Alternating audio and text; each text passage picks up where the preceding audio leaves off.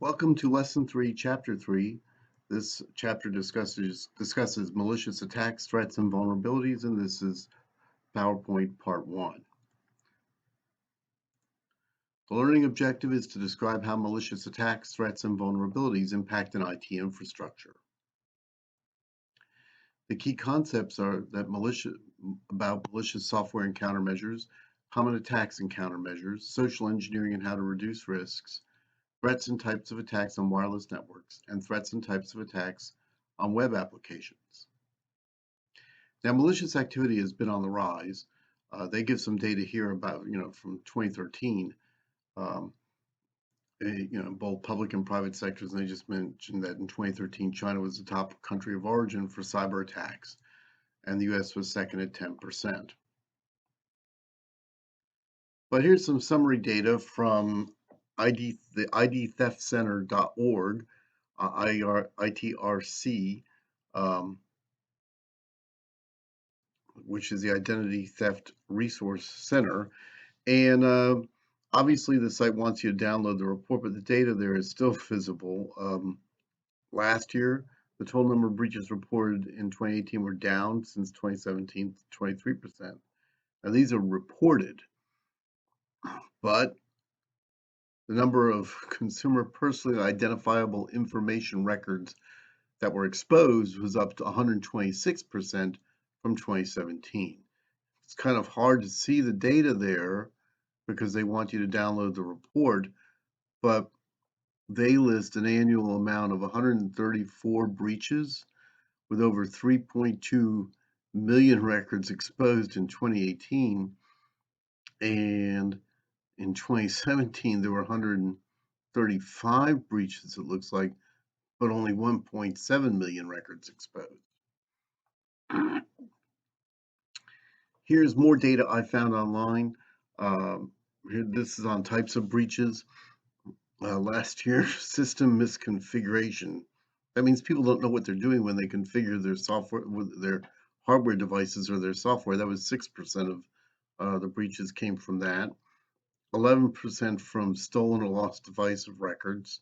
13% others. 17% from inadvertent disclosure, meaning systems or more likely people accidentally disclose confidential information.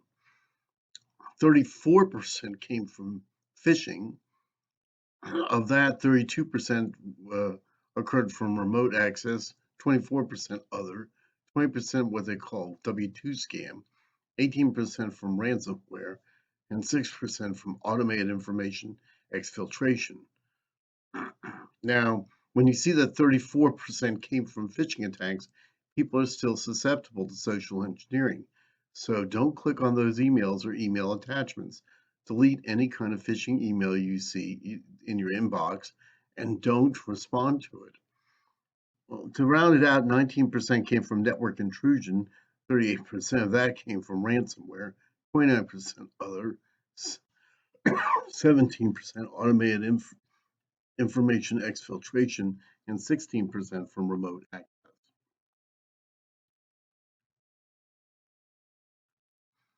So what are you trying to protect?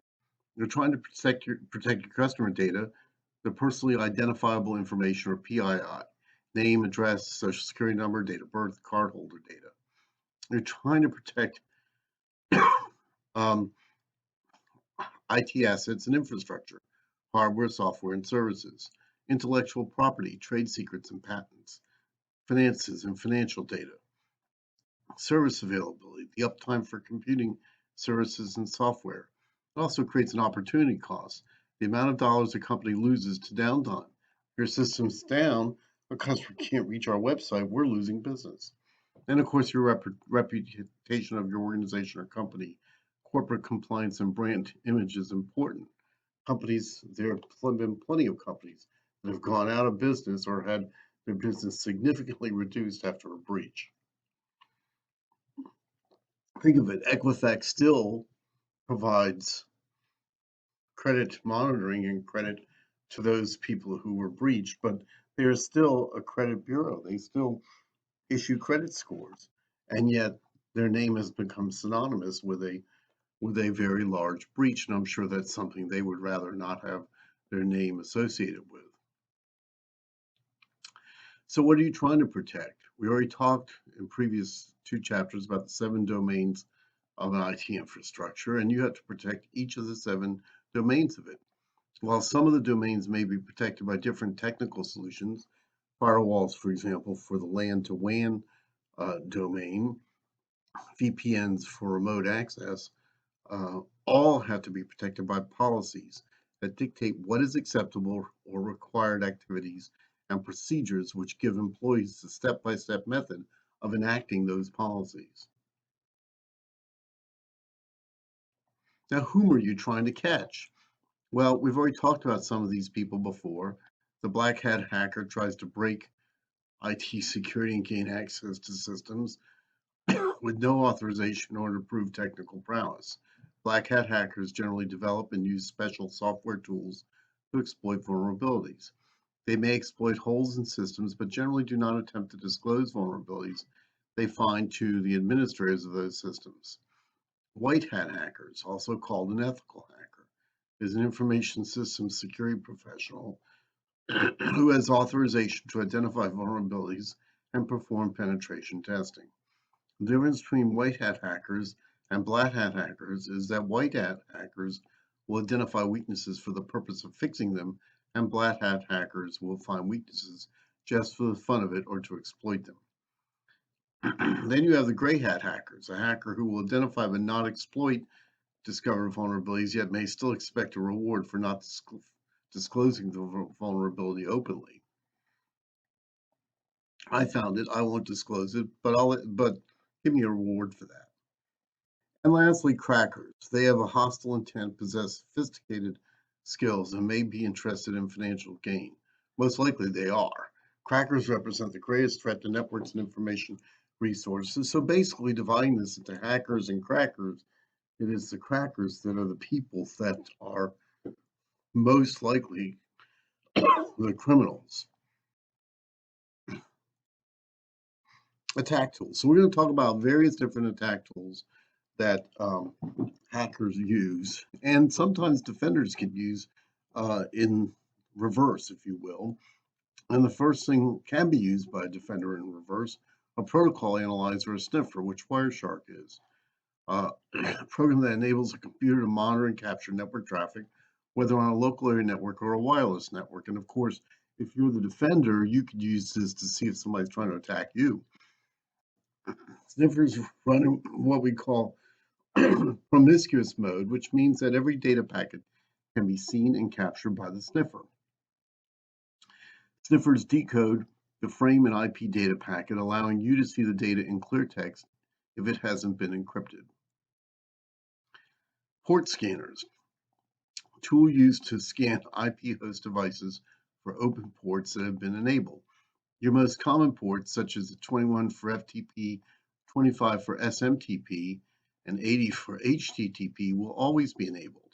But what about high-numbered ports such as 5205 that you were running a program on but are no longer running that program on?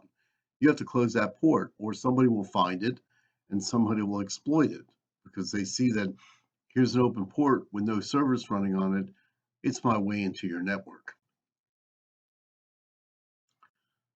Operating system fingerprint scanners allows the attacker to send a variety of packets to an IP host device to determine the target's device operating system from the responses. Now, one thing that you have to remember about this is that if I know what operating system you're running, and I see that you're running an older version of it, and I know that there are exploits or vulnerabilities I can exploit in that older version that don't exist in the more recent version that you should have patched and upgraded to, I'm going to attack you.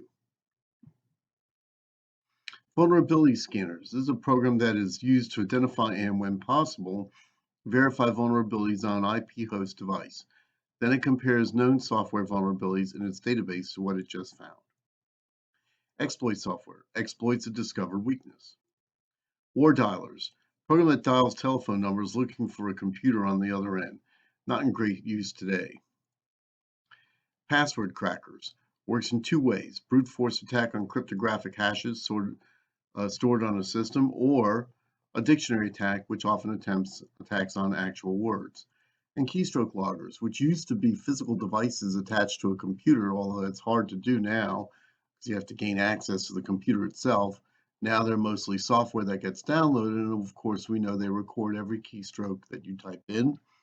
And if they see, for example, 16 digits, they know that that's a MasterCard or Visa, and 15 would be American Express. So the idea is that they could capture personally identifiable information or financial information, which is somewhat the same as PII, and exploit that information to steal money from the victim, or not just money, but other information as well. So what is a security breach? Any event that results in a violation of any of the CIA security tenets. Some security breaches disrupt system services on purpose. Some are accidental and may result from hardware or software failures. Some of the activities that cause security breaches, we have slides on each one of these. Denial of service attacks, distributed denial of service attacks or DDoS attacks, unacceptable web browsing behavior, wiretapping, the use of a backdoor to access resources, and accidental data modifications. Denial of service attack is a coordinated attempt to deny service by occupying a computer to perform large amounts of unnecessary tasks. Oftentimes, the attack causes the computer to run kind of like to perform by performing large amounts of unnecessary tasks. It keeps going round and round doing the same task over and over again. These are divided into logic attacks and flooding attacks. Flooding attacks are probably the most likely, or the one that we've heard the most of, where if your web server is configured to accept X number of hits per second, and we can attack it and generate a lot more hits per second than just X, what we've done is we've flooded it and brought down the server. You can protect yourself by using intrusion prevention systems, IPSs, intrusion detection systems, IDSs, and there are systems that do both, known as IDPSs. The attacks are launched using SynFlood because if I can send enough synchronization bits to your server that you cannot match with an acknowledgement coming back, I'm going to bring your server down. So if there are more bits, packets with synchronization bits being sent, than enough that can be returned with an ACK, it's going to bring it down. And what's called smurfing. A DDoS attack overloads the computers, same way like a DOS attack would, prevents legitimate users from gaining access because it's more difficult to stop because it originates from different sources, multiple computers that are created that into what we call zombies that launch an attack against your server. So, in a denial of service attack, usually coming from one device, one machine, and a DDoS attack is coming from many machines, many of which often are you're unable to detect where they are or what machines they are. Unacceptable web browsing. So in your acceptable use policy, you have to define what acceptable web browsing is. You can't allow employees, of course, we all know about porn and things like that, prohibited websites, but you have to make sure you're not going to let them into Facebook. You're not going to let them into Twitter. It's up to the organization to determine what unacceptable web browsing is. It could include users searching files or storage directories, and again, like I said, pornography or just social media, visiting prohibited websites that suck time away from the user. Wiretapping. Now, here actual wiretapping, of course, is illegal, uh, especially when you're talking about listening to voice. But here we're talking about listening, if you will, in double quotes, um, to data. And so between the lines wiretapping is active, and this type of wiretapping does not alter the message sent by the legitimate user, but inserts additional messages into the communication line when the legitimate user pauses. Piggyback entry wiretapping. This type of wiretapping intercepts and modifies the original message by breaking the communications line and routing the message to another computer that acts as a host. And then sniffing is passive wiretapping, where we're actually just listening to what's on the wire and recording it, but doing nothing else with it. Backdoors or hidden access included by developers. Attackers can use them to gain access. Data modifications are data that is purposely or accidentally modified, um, making the data incomplete or truncated. In that case, we lose the integrity of the data because it's been changed illegally or changed you know, um, in prohibition of acceptable use policies or any other policies. Sometimes this has been called data diddling, changing it before it's actually entered into the system. Our final slide here talks about additional security challenges. The first one has to deal with something called spam. We know what spam is, but spam also. Spam is unwanted email. Spam consists of instant message or IM chats that are really not wanted. Most spam and spam are commercial advertising, often for get-rich-quick schemes, dubious products, or other services. The easiest way to fight these is to enable your spam blocker on your email client, often already enabled in web-based emails such as Gmail, and to delete such emails or text messages without clicking on them if they weren't already sent to a spam folder. Now, hoaxes are some act intended to deceive or trick the receiver. Hoaxes normally travel in email messages. Often these contain warnings about devastating new viruses. Although they don't automatically infect systems the way viruses or Trojans do, dealing with them can be time consuming because, first of all, you have to prove that it's a hoax. What is scary is that people often act on these so called warnings, perhaps deleting security or system software that they shouldn't delete, and that's what leaves their system vulnerable to exploits. And lastly, a cookie. A cookie is simply a text file that contains details gleaned from past visits to a website. They do have value since HTTP is a stateless protocol, so a data file cookie is used to keep a small record of that last visit, which could include a user's username, credit card information, and so on. Cookies are sometimes controversial because they allow a web server to transmit files to a person's computer for storage on that person's hard drive. But um, but because they are text files, they cannot be executed and cannot cause immediate harm. Still, the problem is that they store their information in clear text. That means anyone with access to your computer can potentially read the contents of your cookies. And that is the end of part 1 of chapter 3.